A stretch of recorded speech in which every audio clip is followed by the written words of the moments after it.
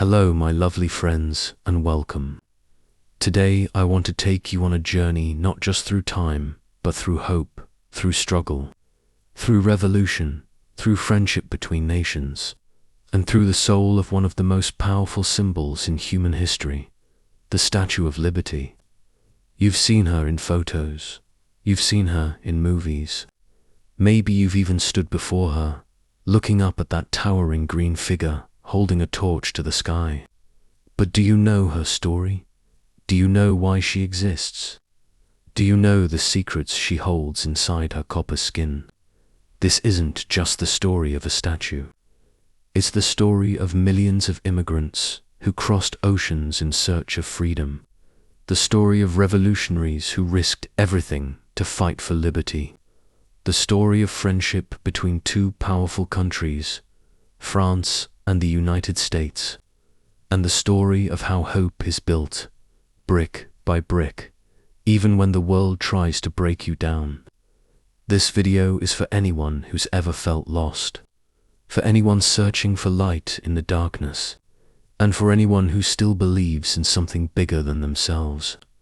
So sit back, open your heart, and come with me. Because once you know the real story of the Statue of Liberty, you'll never look at her the same way again. This story is perfect for your English, because it's told in simple, clear language, filled with real emotions, powerful vocabulary, and natural sentence flow. It helps you understand, feel, and think in English, all while learning about one of the most inspiring stories in the world. Let's begin. Part 1. The birth of an idea, how it all began. The year is 1865. The American Civil War had just ended. The United States had been torn apart by a brutal war between the North and the South over slavery and states' rights. Over 600,000 Americans were dead, families destroyed, cities in ruin. But out of the ashes of war, one powerful idea remained standing: freedom. Across the ocean in France, a man was watching.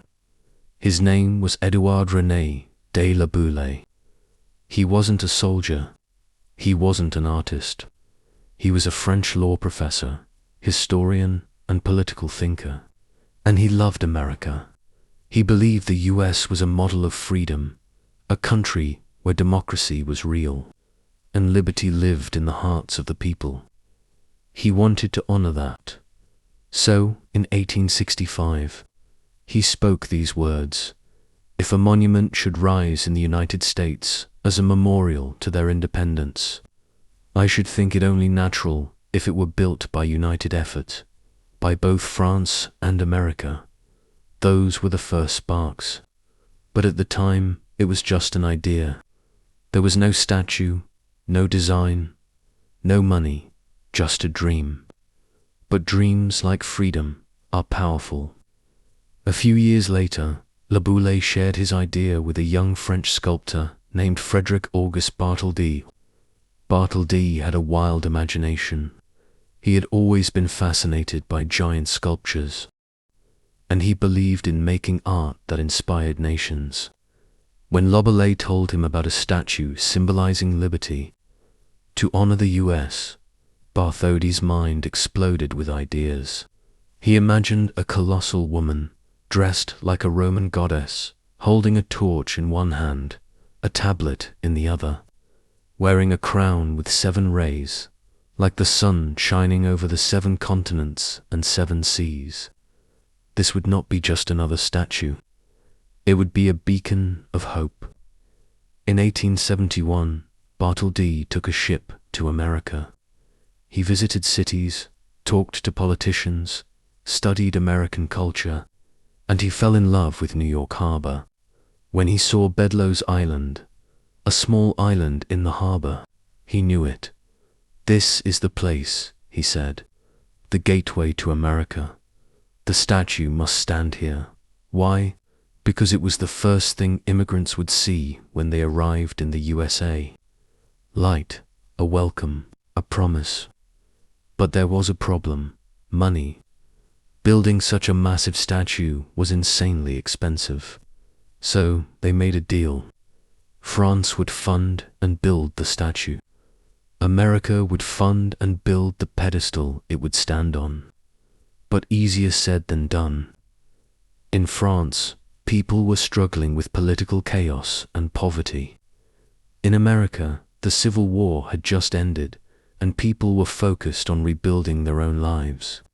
Convincing people to donate money for a statue. It sounded crazy. Still, Bartholdi didn't give up. In France, he partnered with a brilliant engineer, Gustave Eiffel. Yes, the same man who later built the Eiffel Tower. Together, they designed the internal metal structure that would hold the statue upright through wind, rain, and time. Bartholdi began building the arm holding the torch first. He wanted something physical to show people, to get them excited. He built it huge. The fingers alone were taller than a person.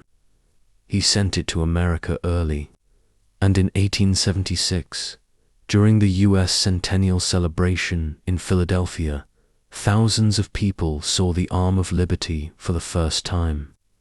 People were stunned. This wasn't just a statue. This was something legendary. But in America, things weren't going well. The US had agreed to build the pedestal, but there was no money. The government didn't help. Wealthy elites said it wasn't worth it. Newspapers mocked the project. It looked like the dream might die. But then something powerful happened. In 1885, a Hungarian immigrant named Joseph Pulitzer, who owned a newspaper called the New York World, decided to take a stand. He wrote, "Let us not wait for the millionaires. The statue is for the people. Let the people build it." And he started a massive public fundraising campaign. He promised to print the name of every single person who donated, no matter how small. And guess what? People responded. Over 120,000 donations came in. Most were under $1. Many were from school children, and that changed everything. Factory workers and poor families. This wasn't just about a statue anymore. It was a movement. The people were saying, "We believe in liberty and will build it ourselves." Part 2. Rebuilding a giant piece by piece. The arrival and assembly of liberty. The year is 1885. After nearly 20 years of dreaming, designing, building, and struggling, the Statue of Liberty has finally arrived in New York Harbor, in the form of 350 broken pieces, packed inside 214 wooden crates. Each crate was labeled, numbered, and carefully protected. But what lay inside wasn't just copper and metal. It was hope. It was sacrifice. It was a gift from the people of France to the people of America. And now the real challenge began. How do you build a 151 feet statue from 350 parts? This wasn't just construction. It was one of the most complicated, risky, and emotional architectural projects in American history. Here's the heartbreaking part. When the statue arrived, the pedestal wasn't finished yet. The very platform where she was supposed to stand was still under construction. Why? Because even though thousands of Americans had finally donated after Joseph Pulitzer's campaign, the money had come in late and the construction had been delayed. So the crates filled with pieces of the Statue of Liberty had to be stored for months, waiting, hoping, rusting. Think about that. This grand symbol of liberty was lying in storage, hidden from view, silent, waiting for the world to see her. It was almost like a metaphor. Liberty exists, but sometimes the world isn't ready to receive her. After months of hard work, stone cutting, and construction, the pedestal was finally completed in April 1886. It was a powerful base, about 89 feet tall, made of granite and concrete. designed to support the massive weight of the statue. Now the most difficult work began. They had to assemble the statue one giant piece at a time, on Bedloe's Island, using scaffolding, cranes, manpower, and unbreakable patience. Bartholdi returned from France to supervise the entire assembly. First came the iron frame, designed by Gustave Eiffel. This inner structure was like a metal skeleton, engineered to support the outer copper skin of the statue, and to withstand the wind, storms, and vibrations for hundreds of years. Then, piece by piece, they began attaching the copper plates. Her feet were anchored first, resting on a broken chain, symbolizing freedom from tyranny. Her legs and robe came next, formed by dozens of massive, curved copper sheets. Then her torso, the tablet she holds in her left hand, inscribed with the date of American independence, July 4th, 1776. Then her right arm, raised high, holding the torch, which would one day shine as a beacon of hope to millions. And finally, her head, crowned with 7 rays, representing the 7 continents and 7 seas, a gift for all the world, not just one nation. The crown itself had 25 windows, symbolizing the jewels of freedom and the way light shines through liberty to guide the world. Every time a piece was lifted into place, it wasn't just an act of construction. It was a message being written across the sky. Behind this historic assembly were the real heroes, the immigrant workers, iron workers, builders, and laborers who risked their lives to put the pieces together. They climbed dangerous scaffolding, handled heavy copper panels, and followed detailed instructions to ensure every curve, every bolt, every seam was perfect. Many of these workers were immigrants themselves.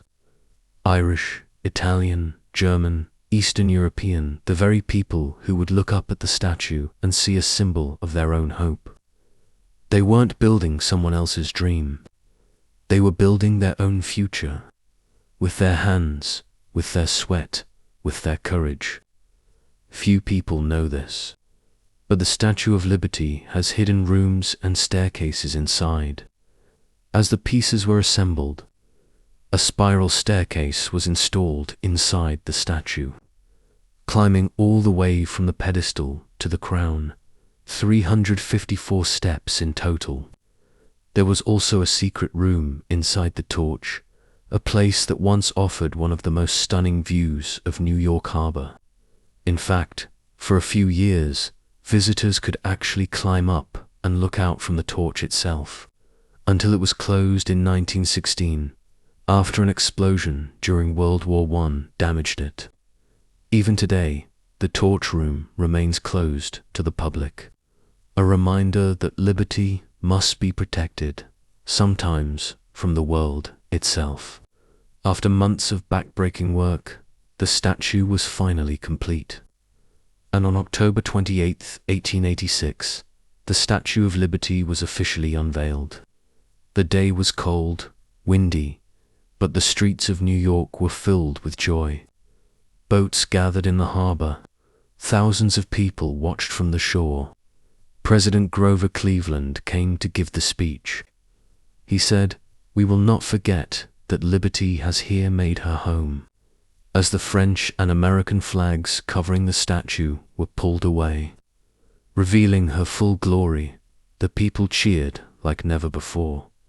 Church bells rang. Cannons fired. There was a parade 5 miles long. It was one of the first times in history that ticker tape was thrown from windows, a celebration technique that would become iconic in American parades. That day, liberty became more than a statue. She became a living symbol, a symbol of freedom, of unity, of struggle, of the idea that no matter where you come from, you deserve a chance to be free. In the years that followed, the Statue of Liberty became the first thing immigrants saw when they arrived in America. Imagine being a poor man from Italy, or a mother from Poland, or a boy from Ireland. You've left behind everything. You're on a ship for weeks. You're scared, tired, hungry. And then you see her, that tall figure holding her torch up high, telling you you are welcome here. You are free now. Many immigrants cried when they saw her. Some knelt down. Some whispered prayers. Some kissed the ship's railings. Because for them, she wasn't just a statue. She was a mother, a protector, a promise. Here's a difficult truth. When the Statue of Liberty was unveiled, not everyone in America was free. African Americans were still fighting racism and injustice. Women did not have the right to vote. Native Americans were being pushed off their land. Chinese immigrants were being banned from entering the country.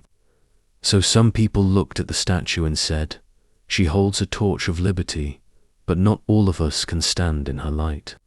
And they were right. But the beauty of liberty is this: it doesn't demand perfection. It invites progress. The Statue of Liberty became not just a celebration of freedom, but a challenge to make that freedom real for everyone.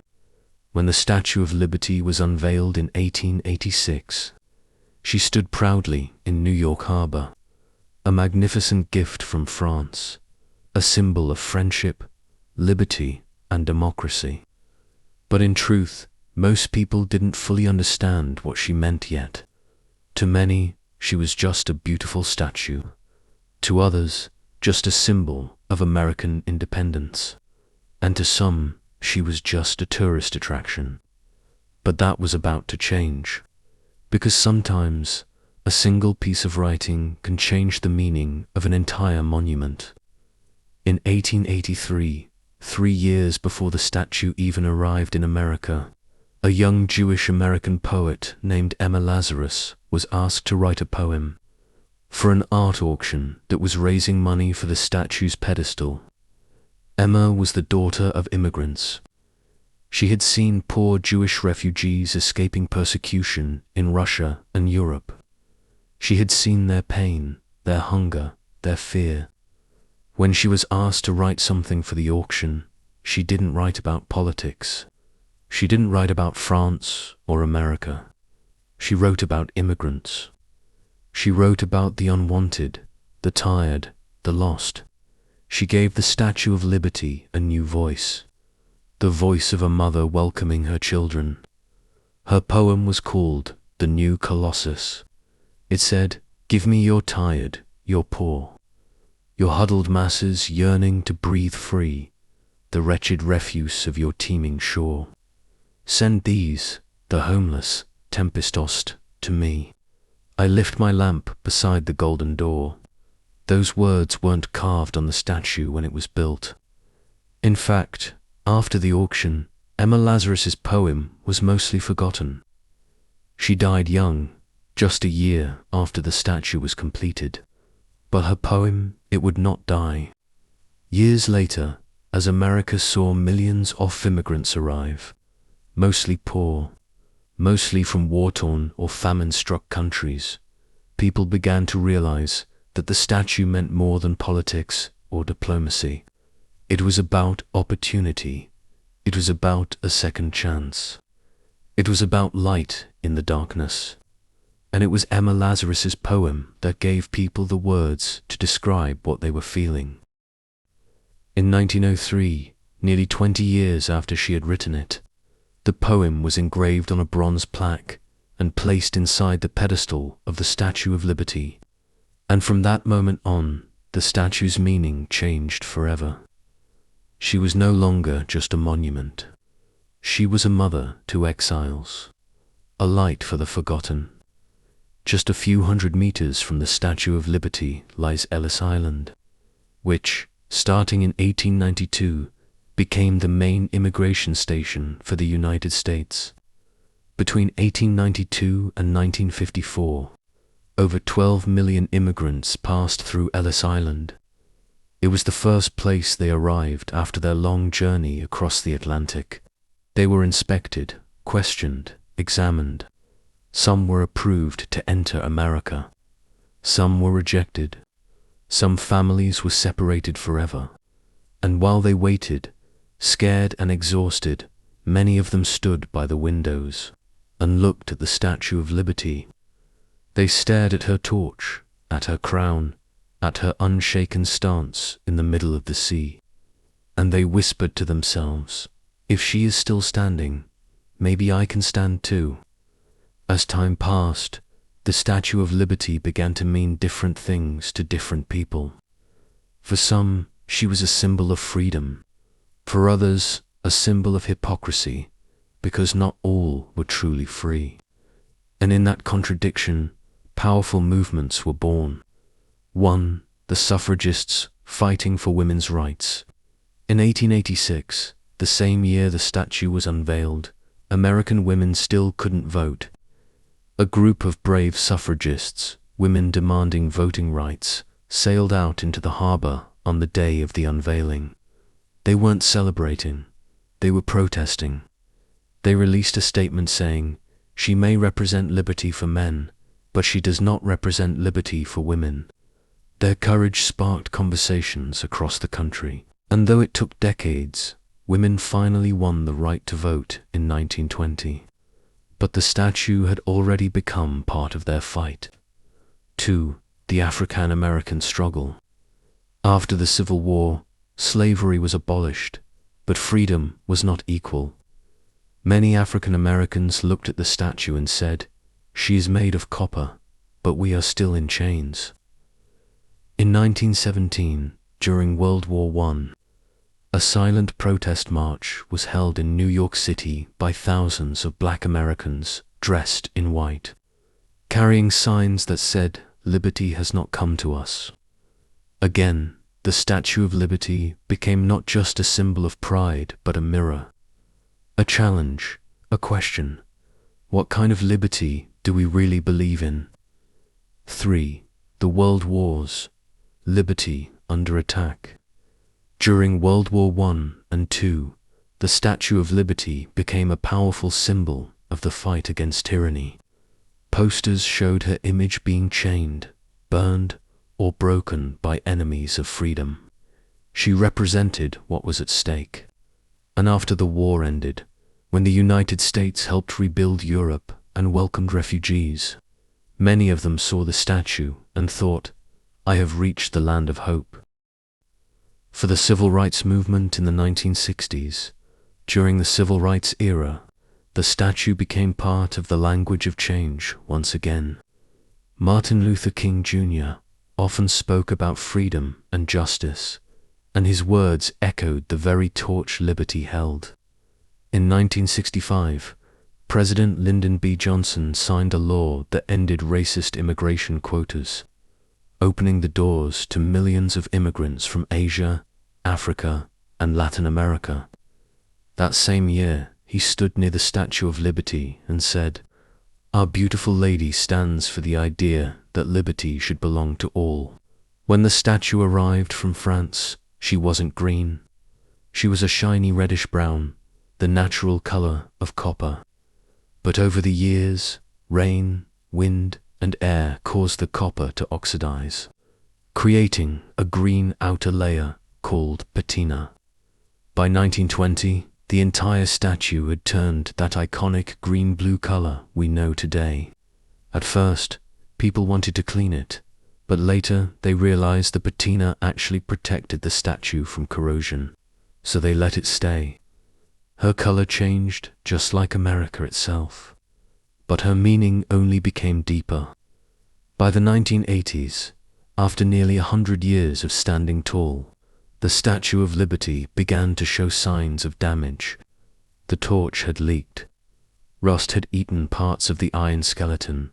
The staircase was unsafe. The flame had stopped shining brightly.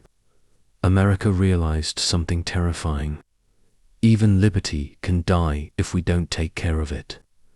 So for her 100th birthday in 1986, a massive restoration project began.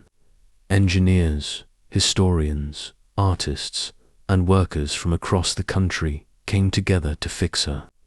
They removed the original torch and replaced it with a new one, covered in 24-karat gold, which now shines in the sunlight. They replaced her skeleton with stainless steel. They fixed her skin. They cleaned her body.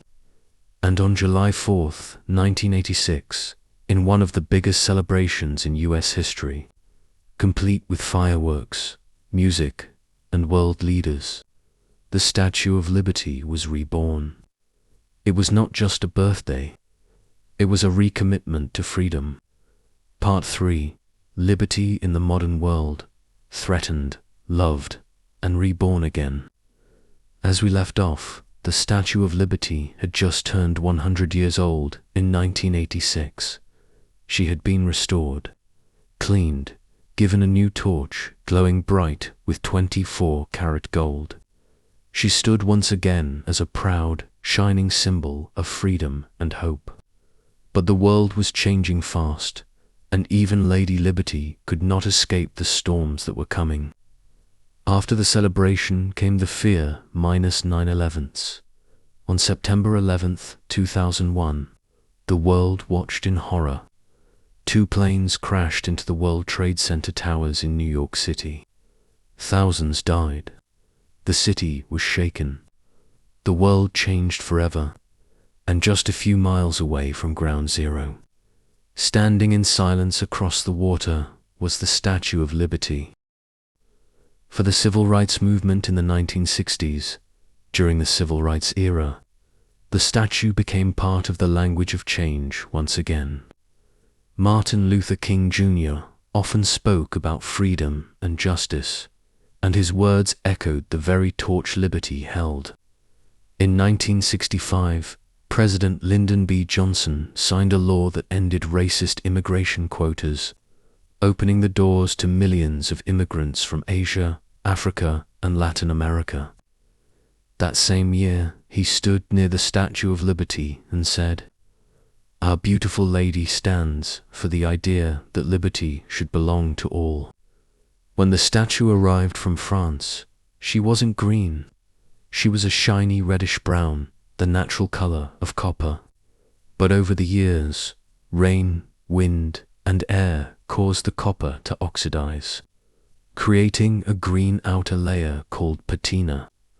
By 1920, the entire statue had turned that iconic green-blue color we know today. At first, people wanted to clean it, but later they realized the patina actually protected the statue from corrosion, so they let it stay. Her color changed, just like America itself, but her meaning only became deeper.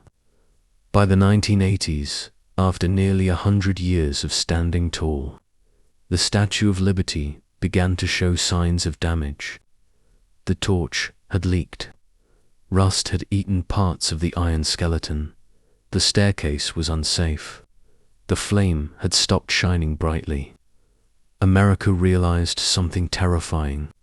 Even liberty can die if we don't take care of it. So for her 100th birthday in 1986, a massive restoration project began. Engineers, historians, artists, and workers from across the country came together to fix her. They removed the original torch and replaced it with a new one, covered in 24-karat gold, which now shines in the sunlight. They replaced her skeleton with stainless steel. They fixed her skin. They cleaned her body. And on July 4th, 1986, in one of the biggest celebrations in US history, complete with fireworks, music, and world leaders, the Statue of Liberty was reborn.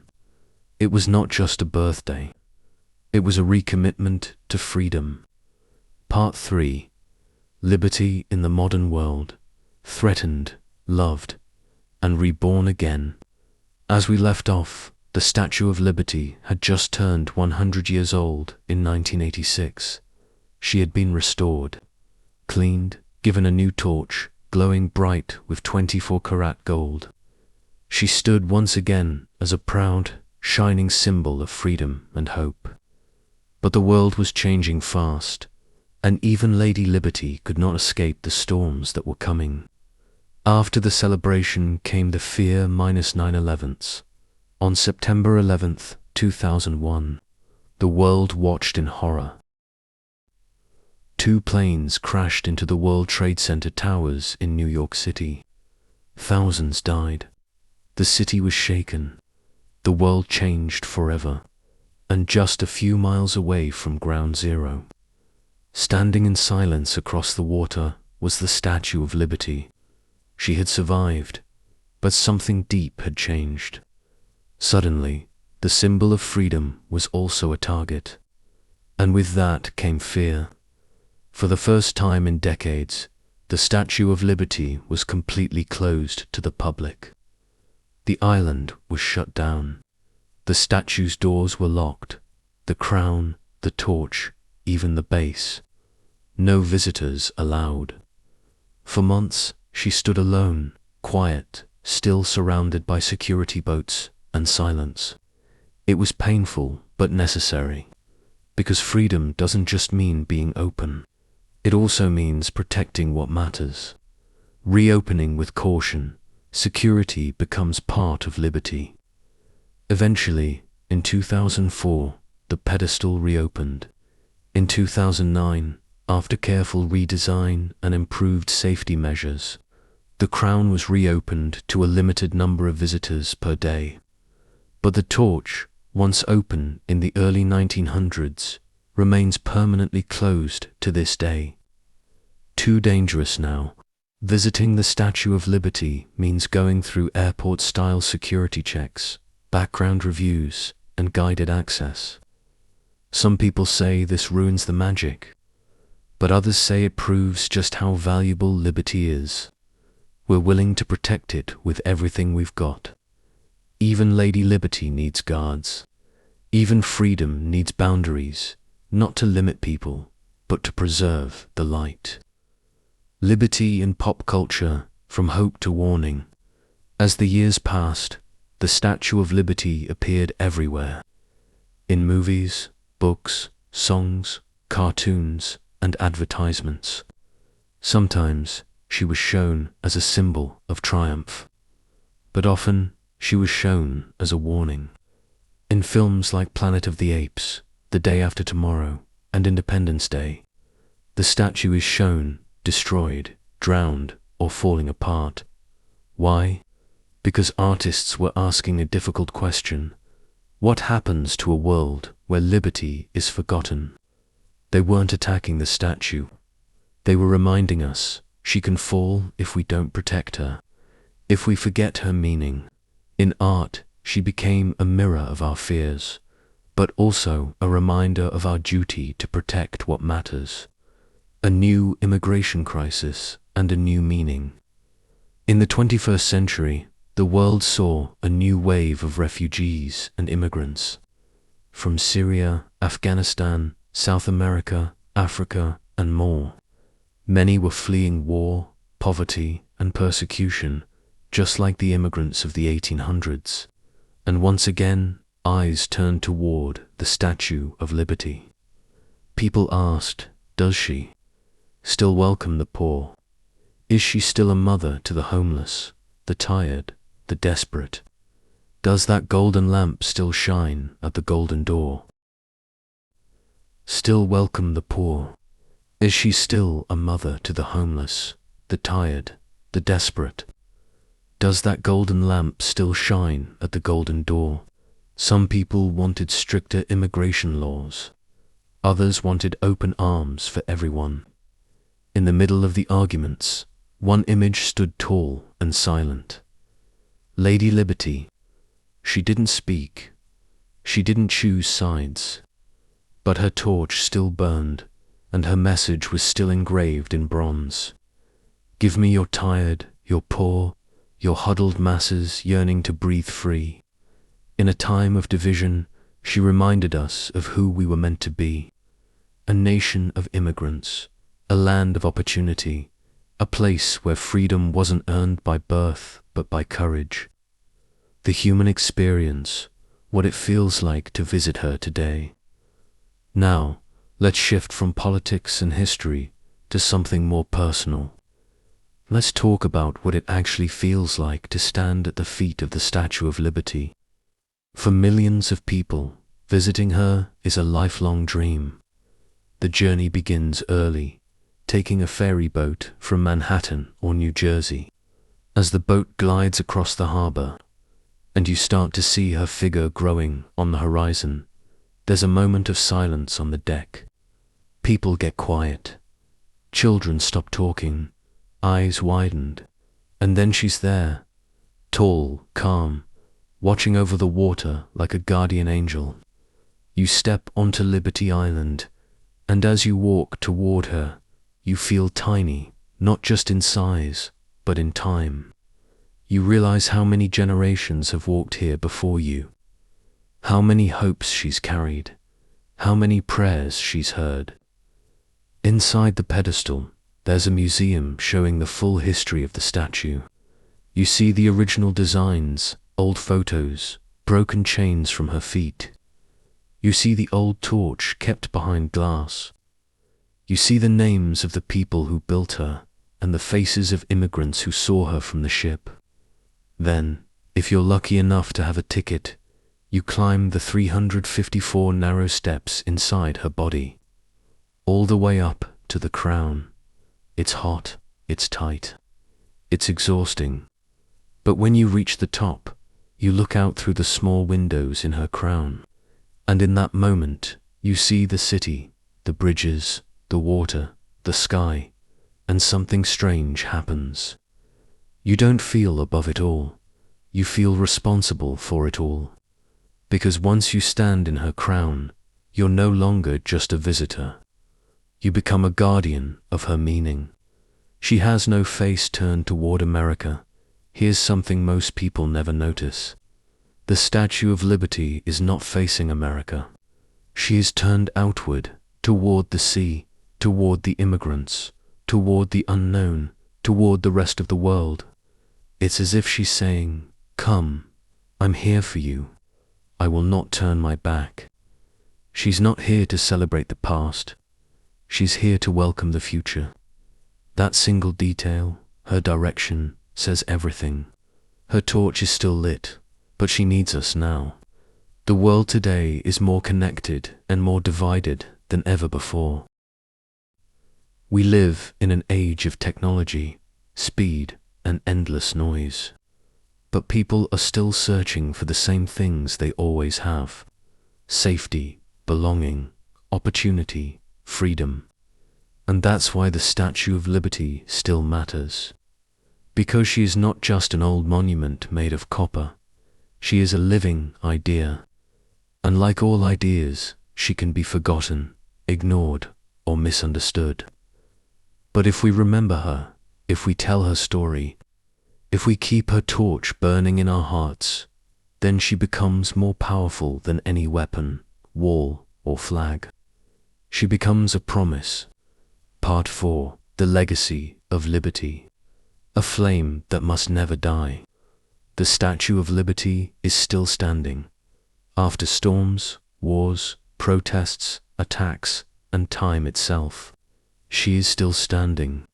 She has outlived presidents, witnessed revolutions, and welcomed generations of strangers, who became citizens, workers, artists, builders, soldiers, and leaders.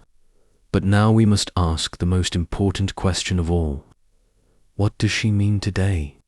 And what will she mean in the next 100 years? Because a statue is only as powerful as the people who believe in it. A world full of crisis, and a torch that still shines. In today's world, people are facing some of the most difficult challenges in human history. Millions are displaced from their homes due to war, natural disasters, and violence. Thousands die trying to cross borders for a better life. Women in many countries are still denied basic freedom. Children grow up in camps, never knowing what safety feels like. And in some places, people are punished just for speaking the truth. In this world, does the Statue of Liberty still matter? Yes, In fact, she matters more than ever. Because her torch isn't just for America. It never was. She stands in the harbor of New York, yes, but her message is universal. She reminds the world that freedom has a face, that liberty has a figure, that hope has a home. And it's not in money, not in power, not in buildings or weapons. It's in a statue built by two countries, assembled by immigrants, held together by belief. The people who still cry when they see her. Every year, thousands of people stand in front of her and cry. Some are tourists, some are immigrants, some are Americans seeing her for the first time. But the tears aren't just about beauty, they're about memory, about pain, about dreams that felt impossible until now. A refugee from Syria once said, "I lost everything. But when I saw her, I knew I could begin again." A woman from Haiti whispered, "I told my daughter." That's what freedom looks like. A man from Sudan looked up and said, "We walked for years and then we saw her, and we knew we had made it." These are not stories from a movie. These are real people, real lives, real emotions. And the Statue of Liberty is part of their healing. She doesn't give them citizenship. She gives them courage. Her message is silent, but her meaning is loud. Here's something to think about. The Statue of Liberty has no microphone. She has no mouth. She makes no speeches. She doesn't move. She doesn't shout. And yet, she has spoken louder than almost any leader in history, because her power is not in words. Her power is in what she represents. She represents a world where a child can go to school safely. A mother can speak her mind without fear. A man can pray or not pray, love who he wants, work where he wants, live where he feels safe, and where opportunity is not limited by race, gender, birthplace, or language. That is not a fantasy. It's a goal, one we are still working toward, but as long as she stands, the dream is alive. A gift that changed the world.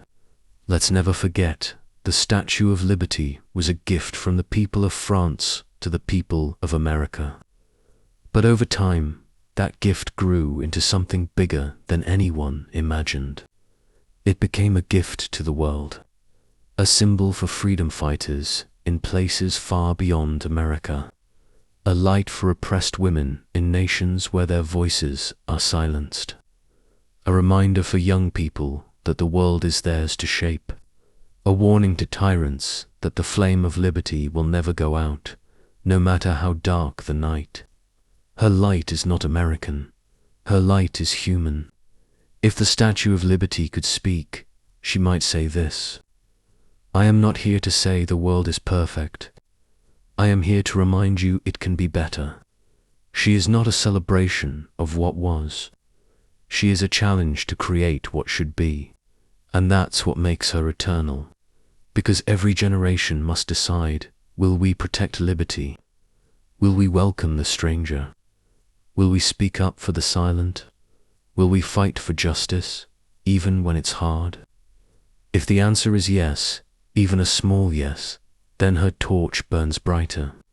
But if the answer is no, then we let the light go out. The statue will still stand, but the idea will be in danger. At the end of this story, we must realize something powerful.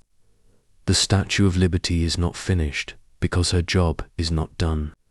She needs people like you, like me, to carry her torch forward. And that doesn't always mean changing the whole world.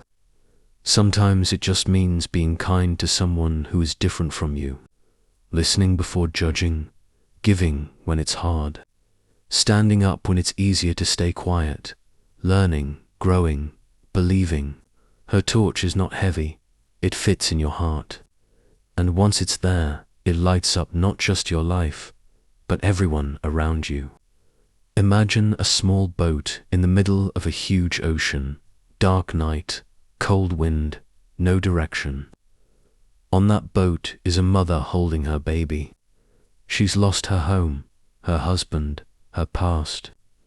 But she hasn't lost one thing, hope. And then, in the distance, she sees it. A light, not from a city, not from a ship, from a statue standing tall. That is the story of millions of real people, and that is why the Statue of Liberty is one of the greatest creations in human history. She is not just made of copper and steel. She is made of sacrifice, struggle, dreams, and love. She doesn't belong to any one race, religion, or nation. She belongs to everyone who believes in the right to be free, equal, and respected. As long as we carry her story forward, as long as we protect her meaning, as long as we live the values she represents, she will never fall, and neither will we. Thank you for watching this story. If it touched you, if it made you feel something, if it reminded you of what really matters, then please share it, because some stories must not be forgotten, and this is one of them. Subscribe to our channel for more true stories that light a fire in your heart, just like this one, because you deserve stories that matter, and the world deserves more light. The torch is now in your hands. Don't let it go out.